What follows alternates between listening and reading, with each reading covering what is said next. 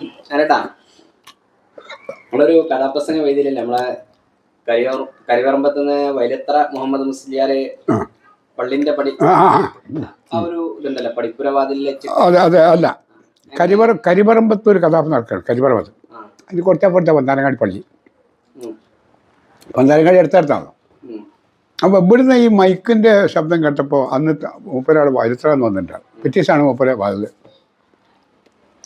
എൻ്റെ ഓർമ്മ എങ്ങനെയാണ്, പിറ്റേ ദിവസമാണ്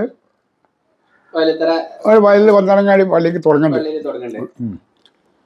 ഇനിയിപ്പോൾ ആ പള്ളി പന്താരങ്ങാടിയാണ് ഇവിടെയാണ് പള്ളി പിന്നെ സംശയം വരും. കാലം കഴിയുന്നതോട് സംശയം വരും.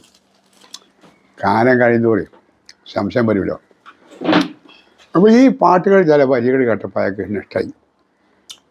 മൂപ്പരിന്നോ കാണാൻ തുടങ്ങി. അപ്പോൾ ആരോ വന്ന് പറഞ്ഞാൽ പന്താരങ്ങാടി പള്ളി പഠിച്ചു പോയി. ആ, നല്ല അന്നത്തെ മലയാള സാഹിത്യത്തിൽ വയലിൽ വരുന്ന ആൾ ആദ്യമായിട്ട്. മലയാള സാഹിത്യത്തിൽ ഗംഭീരമായ വയലിൽ വരുന്ന ആളാണ് അന്ന്. അതിന് മുമ്പ് ഞാൻ കേട്ടില്ല ആരും. അങ്ങനെ അദ്ദേഹത്തിന് ഇഷ്ടപ്പെട്ടു. അദ്ദേഹത്തിൻ്റെ ഉപദേശത്തിനോട് പറഞ്ഞ് ഈ ദേഹശുദ്ധി, ശരീരശുദ്ധി ഈ സ്റ്റേജിൽ കയറുന്ന മുമ്പേ വളരെ അത്യാവശ്യമാണ്.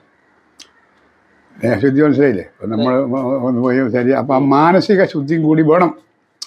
ആ ഒരു നിർദ്ദേശമാണ് എന്നെ സത്യത്തിൽ ഈ കഥാപ്രസംഗത്ത് എൻ്റെ വൃത്തിയായ പ്രഭാഷണത്തിനും വൃത്തിയായ ശരീര പിന്നെ സൗകര്യത്തിലൊക്കെ ഒരു നിർദ്ദേശം അതാണ് ഉപയോഗിച്ചത്. ആ നിർദ്ദേശം അത് വലിയ നിർദ്ദേശമാണ്. എനിക്ക് വലിയ ഇഷ്ടപ്പെട്ടു എൻ്റെ കഥാപ്രസംഗം.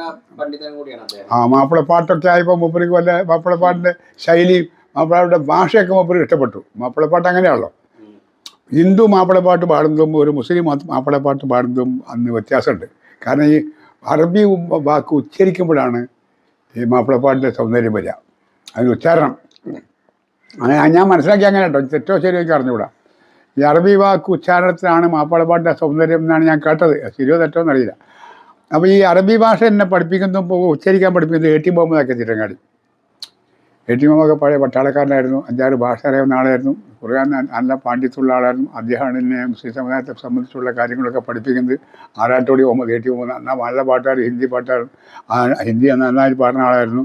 കൂടിക്കൂടി അബ്ദുൽ ഖാദർ കഴിഞ്ഞാൽ പിന്നെ നന്നായിട്ട് പിന്നെ ഗസലൊക്കെ പാടിയെന്ന് എ ടി എമ്മക്ക് ആളെ മകണ്ട് ഇപ്പോൾ കാലിത് അവനിക്കണം. അപ്പോൾ അയാളാണ് ഇപ്പോൾ ഈ ഭാഷാപരമായ ഒരു വിജ്ഞാനത്തിൽ തന്നത്. അങ്ങനെയാണ് ഞാൻ മാപ്പിളപ്പാട്ടിൽ പിന്നെ തിരങ്ങാടി എ ടി മുഹമ്മദിൻ്റെ പാട്ട് കെ ടി മുഹമ്മദ് ഒക്കെ എഴുതിയ പാട്ടുകളാണ്. പിന്നെ K T Moideen, K T Muhammad.